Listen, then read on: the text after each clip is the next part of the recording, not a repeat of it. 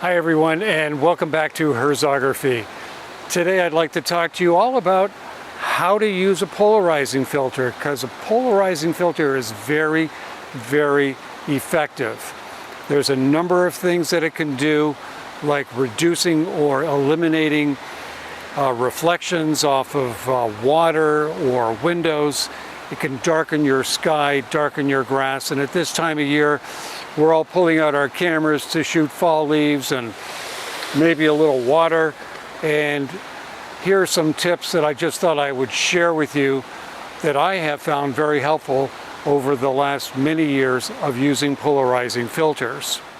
And later in the video I'll show you why using a magnetic polarizing filter versus a screw-in filter is so much more convenient. So let's dive right in. All right, so there are three things that a polarizing filter does really well.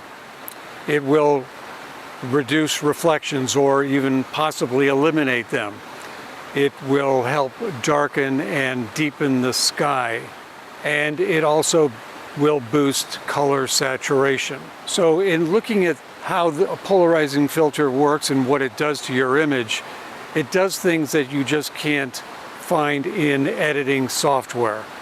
All right, so in using a polarizing filter, chances are you probably have a circular polarizer, or many of us are now using linear polarizers because we have mirrorless cameras, and there's a whole discussion about that I'd be happy to go through with you at another time. But needless to say, just use a polarizer to get these wonderful results. So you'll be able to see that as I use a polarizer and put it on, it is just going to overall just darken the image just a little bit.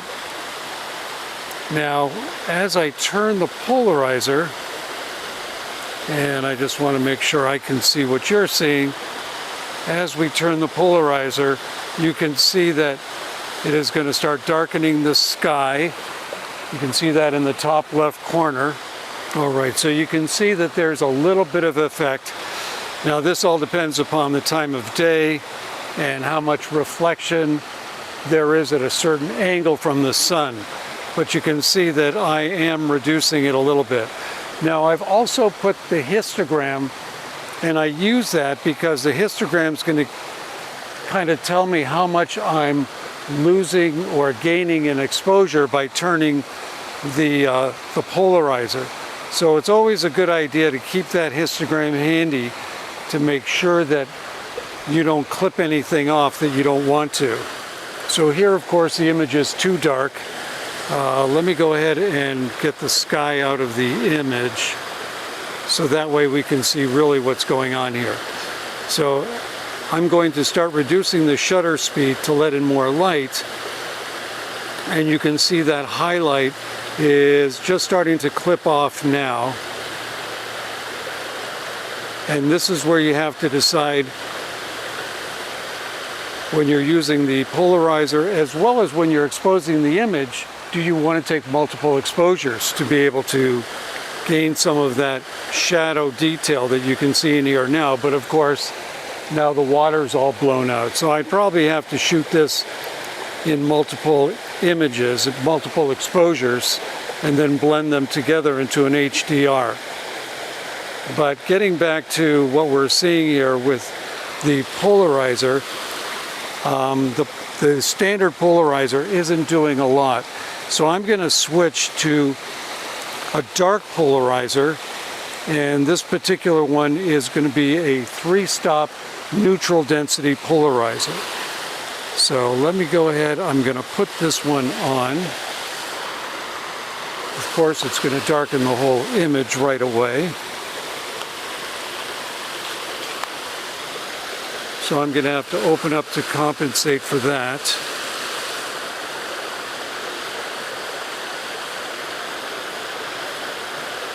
And you'll see that there's highlights that wind up showing up right there.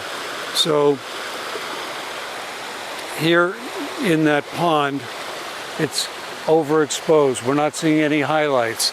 But then as I turn this, you'll see that I'm able to gain detail back in that area. So that's really what you're looking for. In certain situations, like windows, you might want to turn it to totally eliminate all reflection. In water, if you turn it to eliminate all reflection, you're going to turn the water almost black, like very dark. And that seems a little unnatural. Now, it could be the effect that you're looking for, but I have found that it doesn't look natural, and you can't recover those highlights or those reflections back in Lightroom or your editing software. So I suggest turning it down with just enough to be able to keep some of those reflections so that it looks natural. All right, so I've turned the camera a bit and refocused it on a different area that I think is going to show the polarizing effect even better. So you can see in this top left area, so the light reflecting off of over in that area over there, as I turn, you'll see that it turns dark compared to it being very light. So that's what you're looking for, is where your maximum polarization effect is, and then to kind of turn back, at least what I do, is turn back a little bit so that it's not totally dark, but maybe about 20 or 30% that I bring back some of that reflection.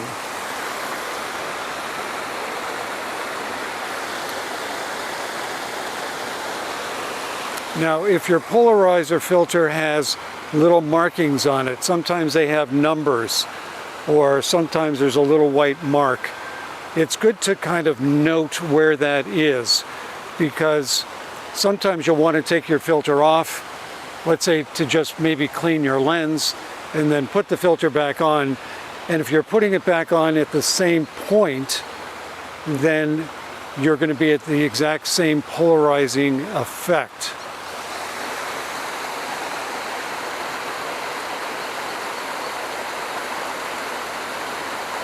So I've adjusted my exposure now for the rocks and the waterfalls. I don't need to readjust the polarization, because right now at this time the polarizing effect is right where I want it based on the other area.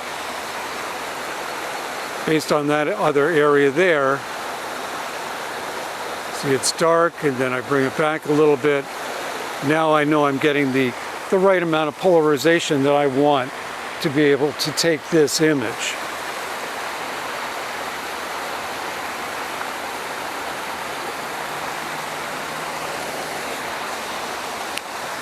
So you can see on the display now that I'm shooting at f9 at a 15th of a second. Any changes to the exposure with the polarizing filter on are going to take that polarizing filter into effect. So this is a 3-stop ND, and that's why I'm at a 15th of a second. I could even lower it further, as you know, by taking my ISO, bringing the ISO down to, let's say, 100, and now I can bring my shutter speed down, and this is where you start to get into that creative effect. How much polarization are you looking for? And then also, what shutter speed and ISO combination do you want? Figuring that you're going to want to leave the f-stop right where it is. And so now we're just trying to adjust shutter speed and ISO. So you could use auto ISO at this point. I have found that auto ISO doesn't give me sometimes that creativeness that I want in landscape photography. So usually, and I usually use a different mode on the camera, I'm not doing that now, but usually I will have ISO set to manual like I have it now. I don't use auto ISO. even though you can and then use exposure compensation. There's many different ways to do it. I have just found that I like to do it manually. Okay, so you can see I've gone to auto ISO and everything's gotten blown out. So as I change the shutter speed, it is not really helping a whole lot. So now I'd have to go and change and say, no, I want to underexpose it a bit according to the camera. And a lot of this has to do with the rocks in the foreground and the light reflecting off of it. So I'm not necessarily underexposing it. I just want to get the histogram right where it needs to be. Setting the histogram right where I feel I like it, this can also be very effective because now I can change the shutter speed.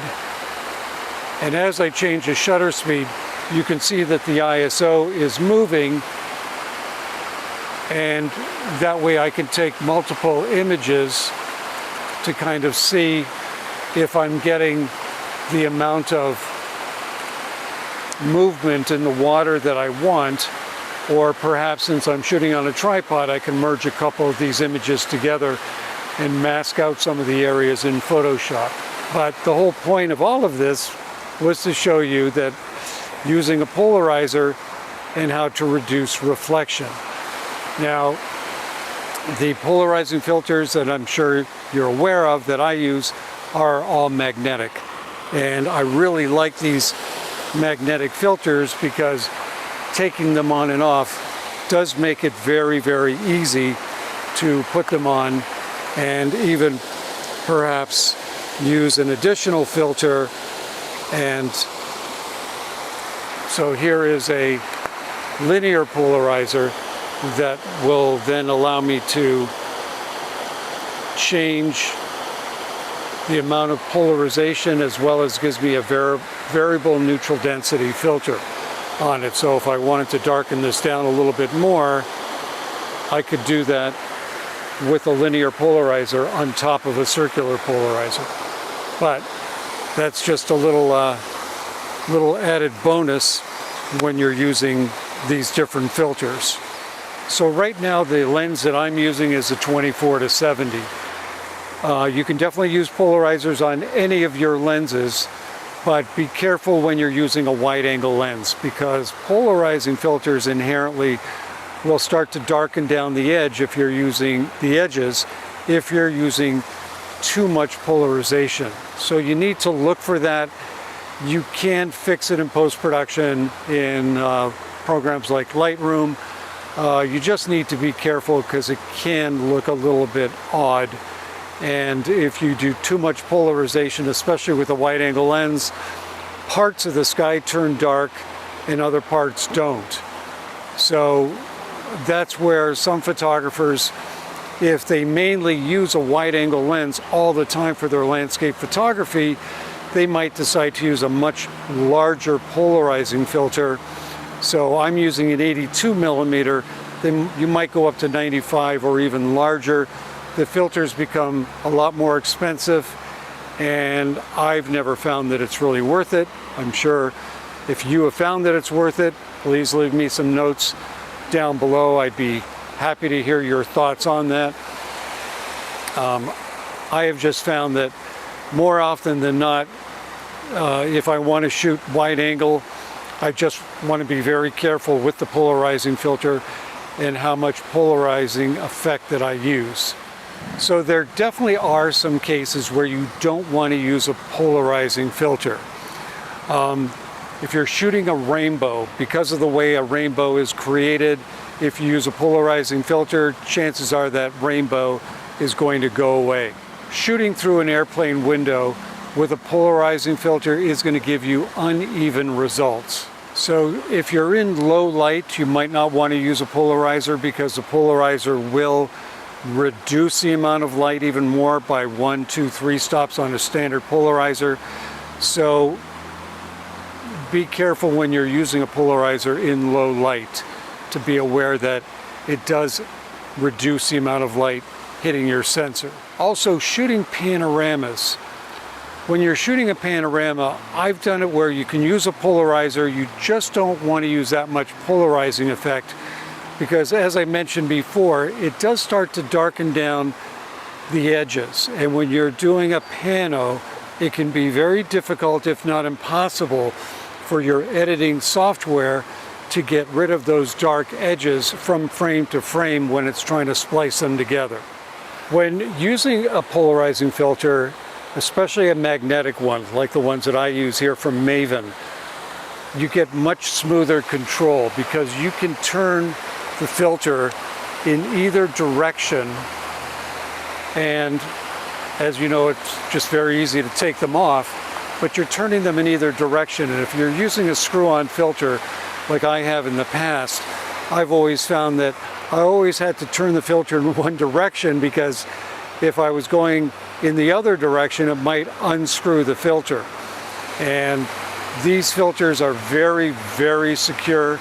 I never have to worry about them falling off because they have very strong magnets in them.